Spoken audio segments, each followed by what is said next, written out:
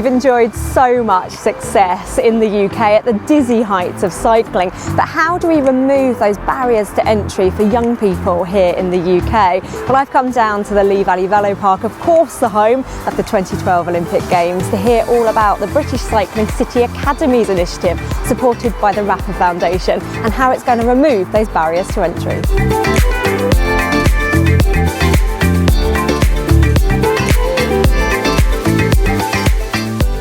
Can you tell me a bit about today's event and what's happening?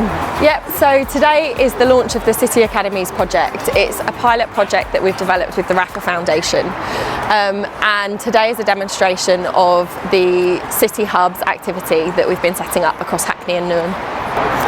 And how have the children been able to get involved today? So the children today have been invited along from 3 of the target schools in the local area. We've been working closely with Sport England's local youth delivery pilot, who identify some of the hardest to reach communities within Hackney and Newham.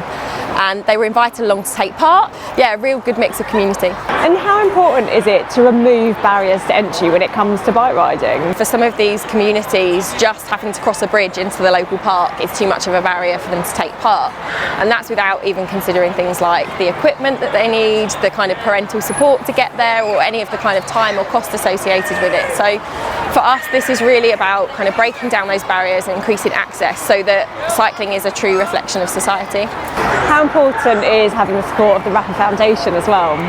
Really important. So it's been great working with them on this pilot project, and what it's done is allow us the time to develop something in partnership with the community. This is a new way of delivering for us, so their support has meant that we've been able to test and learn new approaches as we're going along, and we're shaping the project the whole time. So they've been really great to work with. And the children, you can hear, are clearly loving it. Yeah, they're having a great time. We've seen the kids kind of grow in confidence, and just as people actually, cycling is the focus of the activity, but actually them being able to socialise with people from the local community and actually develop as individuals is kind of the heart of this project. It is so important, isn't it? And it is brilliant to see. And what is the bigger end goal? What next for this initiative? Yeah, so the project starts with City Hubs, and it's really about engaging the community in free, regular, fun and engaging activities that they can take place in within their community. The next step for that is those hubs come together to form the City Academy, and it's about us creating inclusive opportunities for them to develop, irrespective of the background that they come from. So we're creating a new pathway into our existing talent pathway, and the hope is that we can develop riders and coaches around that are from the community and really empower them to create their own champions. You've got Tre Whyte here coaching today, and his background and story through cycling and now into coaching is incredible, isn't it? Can you tell us about him? Yeah, so we were talking to Tre for quite a while as he was kind of leaving the GB programme, and some of the challenges that he faced as a youngster growing up in an inner city Peckham, and the barriers, and how his experience of cycling has kind of really inspired him to give back and to want to give children a better journey into cycling that perhaps he didn't always have. Tre's great, he comes with loads of experience, and he can really relate to the kids that we're delivering to, which is something that we've seen in the past when we drop into communities isn't always there. So the people leading the activities in City Hubs in future is just going to be so important, that they can relate and understand the challenges that are actually being faced. And in the future, in the long term with this project, are we hoping to see podium success up at the elite level? Yeah, absolutely. I think this project is the first step of many in terms of diversifying those that take part, and then once we've got that, we'll absolutely be looking to develop them through City Academies and our talent structures. So this has a tiny part to play and is the start of something much bigger, but of course we'd love to see a rider from Hackney or Newham in future on the talent pathway. Really exciting. Congratulations, good luck.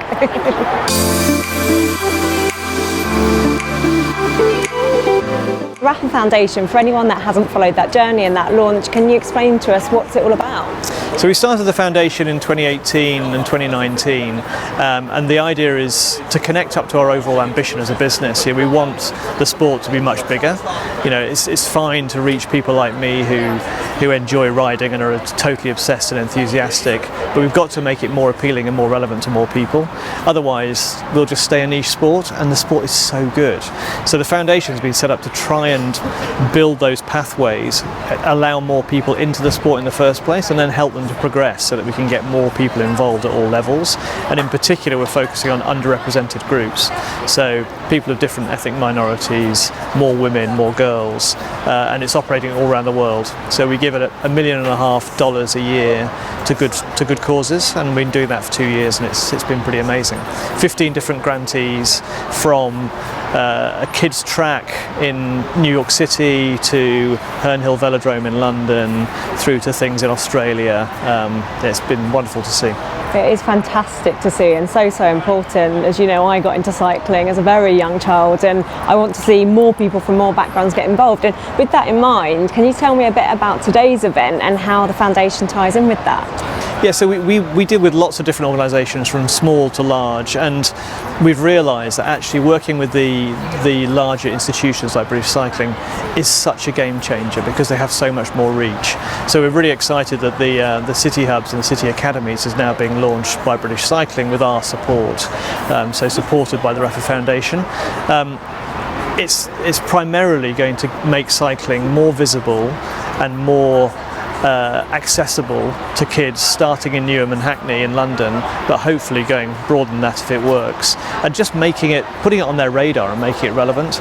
And I know as a kid I rode a bike. Lots of kids now don't ride bikes and they don't see it as being relevant. So starting with the city hubs, sticking these activities into parks, into the places where kids are normally, they'll see it and they'll be able to take part without all the barriers that we normally have of buying a bike, finding somewhere to ride, the safety aspects. They'll be able to get involved and hopefully they'll get hooked. So we're delighted to support it. It's right at the bottom of the first rung of the ladder, and if we can get lots of kids involved there, then we know what can happen. Some of them can rise all the way up through the ranks. I'm going to have the pleasure of chatting to Tre Whyte later, and I followed his journey as well as his brother Kai's very closely, and it is just an incredible story, isn't it? It really is, and with the city academies and city hubs, wouldn't it be amazing if at some point in the future a Kai White or a Bradley Wiggins or somebody might emerge? And at Rapha we're passionate about the sport, so that's always in our minds, but this is something different. This is about creating that groundswell that may lead there, and we'd be delighted if they did, but actually just getting kids to take it seriously, have a go, make it part of their lives, make it part of their everyday life. That's the goal for the first step of the ladder, and if talent comes through, then that'd be great as well.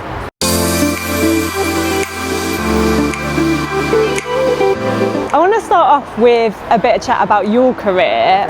What, when you look back, are some of your biggest highlights and moments of achievement?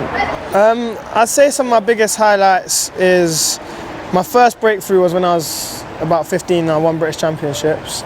I guess contention, get on the GB squad, ODP. Since then I've been on the GB squad, and I'd say British champion twice in a row, back to back. And I got world number 3 when I was 21. That's my biggest highlight of my career. But other than that, I've won a few Euro rounds, made quite a few World Cups. So it's been alright. It's been a good career. Yeah, okay, it's been okay. It's been okay. I always obviously push for more, but now I look back. Yeah, I've got a good few accomplishments to look back at. And for anyone that didn't follow your journey into the sport, how did you get on a bike in the first place? How did that happen? So I would have been around 9 years old. I had enough of playing football because it was cold, so I don't understand why I got onto the BMX and started riding in the outdoors. But I just used to ride around the area all the time, and I went to a local BMX track in Brixton, and that's where I met my coach CK. And then after that, my family started coming, and we started Peckham BMX track, and there was like 10 of us. We started Peckham BMX, and within the first 2 years of training and racing, we did our first national series. I got national number 2, Kai got national number 1. My older brother was racing, my dad got that national number 5. The next year my little sister started, she got that national number 2. So the whole family started BMX.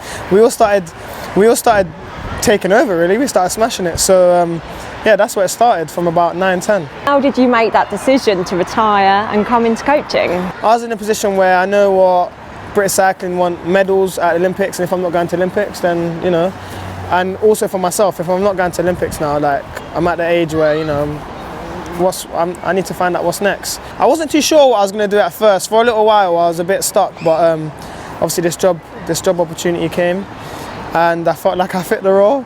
Just a bit. No, so it was it all happened at a really good time. And it must be in particular important for you to see people come into the sport, because you started so young, and so seeing these kids today, it's important. It's very important, because when I started, from the age of 9 but all the way through secondary school, I was the only person in my school that did BMX. So everyone knew me as like, oh, that's the guy that races BMX. But now we're going into schools with bikes, and a lot of kids from our club, they go to school together, they all ride BMX. So now it's obviously getting way more popular. I think kids are finding it a lot more cooler. When I was doing it, I don't think people find it that cool. I was wearing a helmet. But now, obviously, a lot of kids are finding it cool. Kai, Beth, Charlotte, Declan, BMXers, they've gone and medalled. And now they just, as I said, they make my job a lot easier now, because the kids love BMX. The older generation love BMX as well. They're quick to tell me about their rally burners that they used to have. So I think BMX is, I think everyone does love to watch it. So I'm just glad that it's finally get the credit it deserves.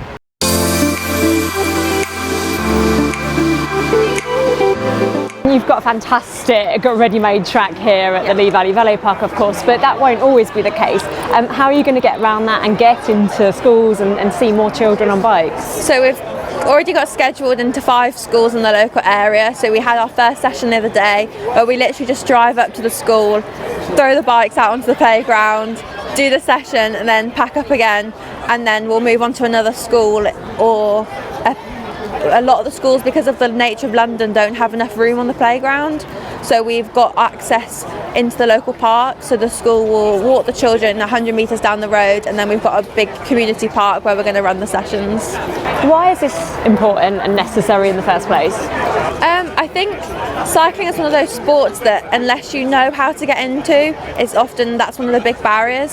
So I think one of the main aims of this is to get as many children cycling and overcoming those initial barriers, such as not having equipment or it's too expensive. So we're taking the equipment and we're taking away that financial cost, so we can just get as many children cycling, and if they want to, progressing up the pathway as possible. Well, I was going to say, is that the end goal, that participation level at grassroots, but maybe someone on the podium? That would be great, but just to see the sport being more diverse, having more people from all different backgrounds, males, females, everybody just having the opportunity to try the sport, and if they're talented, then of course we'd love them to progress, but just to see people enjoying the sport is great. Yeah, it really is. How important is the involvement and support of the Rapha Foundation?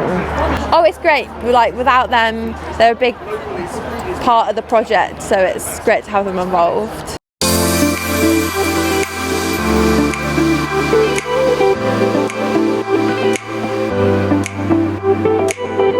Well, I'm leaving today entirely inspired. I hope you've enjoyed this video. If you did, give us a like and subscribe to the channel, as it really helps. And from me, it's goodbye from the Olympic Velodrome.